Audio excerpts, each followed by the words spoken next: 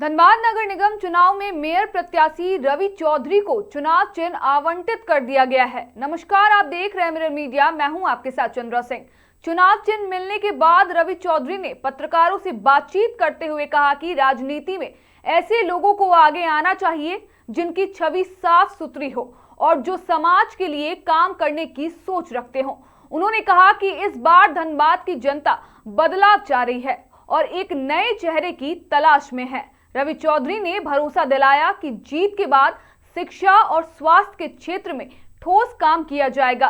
मोहल्ला क्लिनिक, पानी और बिजली जैसी बुनियादी सुविधाएं उनकी प्राथमिकता होंगी। चुनाव चिन्ह मुझे क्यूब बॉक्स या घन, आप जो हिंदी में घन बोलते हैं, और ये क्यूब बॉक्स हमारा चुनाव चिन्ह मिला है।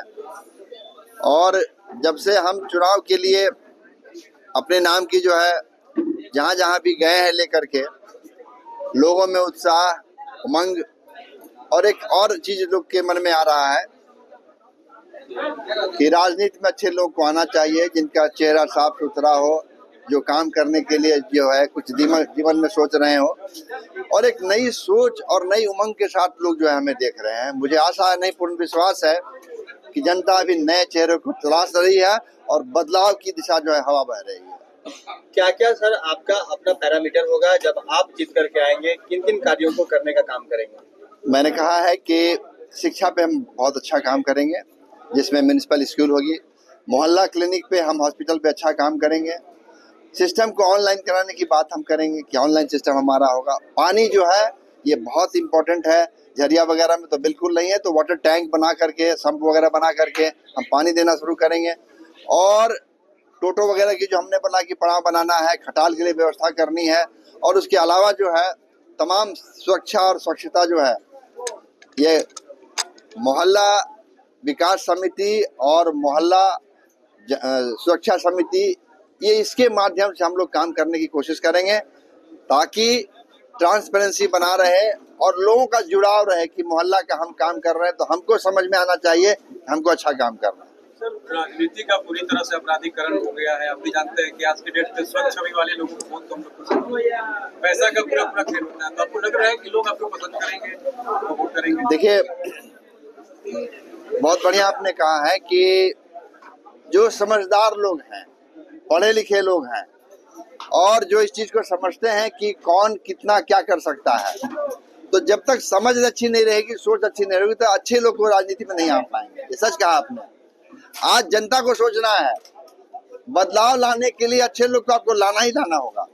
अगर आप जो आपने कहा कि दबंग लोग या पैसे से खेल करने वाले लोग, अगर इस तरह के लोग आएंगे तो स्वाभाविक है कि वो वही काम करेंगे जो चुनाव में कर रहे हैं, तो फिर वही काम करेंगे। तो ये जनता को सोचनी है कि हमें किसको लाना है, और बदलाव लाने के लिए तो आपको मन और मिजाज दोनों को जो हाथ में रखना। अगर मन और मिजाज को चुनाव के दिन बाएं दाएं कर दिए तो फिर बदलाव के लिए सोचना मुश्किल है। सर, झारखंड में जो अगर आप राजनीति कांग्रेस से कर रहे हैं और वही कांग्रेस ने अपना समर्थित उम्मीदवार शमशेर आलम को बता दिया है, तो उसका कुछ नुकसान आपको होगा? नहीं, कुछ नहीं। देखिए, ये तो मैं पहले कहा कि ये आम आवाम में हवा थी कि ये जो चुनाव है दल से ऊपर था, दलीय चुनाव नहीं थी। और हमने जब भी अप्लाई किया है तो दल के ऊपर ही किया कि नहीं, हम किसी दल में नहीं है। और जब आवेदन हुआ तो मैंने ना कांग्रेस में आवेदन दिया ना भाजपा में आवेदन दिया, इसलिए कि जब चर्चा चली तो ये था कि किसी दल का चुनाव नहीं है। आप भी जानते हैं, सब जगह हल्ला हुई थी और पेपर में भी आया था। तो हमने तो एक निर्दलीय और सबके लिए वो सब समर्थित जो हमने अपना नाम डाला है कि हम पूरे धनबाद के हैं, हमारे बच्चे हर एक मोहल्ला और हर एक गली में पढ़ रहे हैं। तो मुझे पूरा विश्वास है कि लोग जाति और पार्टी से ऊपर उठ करके रवि चौधरी का समर्थन करेंगे और उसी को वोट देंगे। विकास पुरुष की छवि बना रखा है और बनाने का प्रयास किया जा रहा है पुरुष मेयर चंद्रशेखर अग्रवाल का। तो आप लोगों को क्या लगता है कि उनका जो विकास पुरुष का जो छवि बनाने का प्रयास हो रहा है वो सफल होगा या फिर वो अच्छी छलावा साबित होगा? देखिए, विकास तो धनबाद की जनता देख चुकी है और मैं कमेंट नहीं करना चाहता हूँ। जनता जवाब देगी कि उन्होंने विकास किया है तो भारी मत से जीतेंगे, और अगर विकास नहीं किया है तो हर जनता निकाल देती है। 27 तारीख को सबको दिखाई पड़ेगा। सर, दो मुद्दा है, विस्थापन और प्रदूषण। देखिए, विस्थापन का जो एक पॉइंट है, प्रधानमंत्री आवासीय योजना है, मैं चर्चा कर रहा था, शायद उस समय नहीं बोल पाया, कि आपको विस्थापित करने के पहले उतना घर बनाना पड़ेगा। आप उजाड़ के घर नहीं बना सकते हैं, वो कभी अच्छा नहीं होगा, उसकी बददुआ लगेगी आपको। तो आप पहले बना लीजिए। अगर 500 बनना है तो 500 पहले घर बनाइए जहां उसको रहने के लिए अच्छा लगे। कि मैंने अभी कहा कि इंदिरा आवास ऐसा जगह मत बना दिए जहां रहने ही नहीं जाए, तो वो गरीब बेचारा ऐसा बना दे वो रहने के लिए तरह हो जाए और आपको वहां ले जाने में कोई दिक्कत नहीं हो। आप दलितों और अल्पसंख्यक है आपके पास?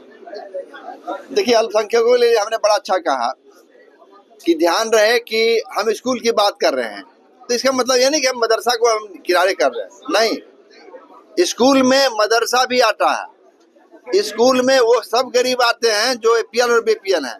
मैं ये नहीं कह रहा हूँ केवल BPL ही पढ़ेगा।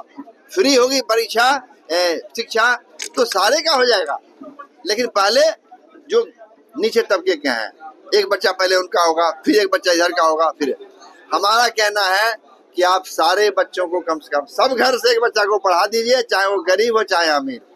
सर, आप लोग मेडिकल कॉलेज भी लाने की बात कर रहे हैं धनबाद में, और एक तो सरकारी स्तर पे हो रहा है, कुछ प्राइवेट मेडिकल कॉलेजेस भी आनी चाहिए, वैसे क्षेत्र के लोगों को आगे आना चाहिए।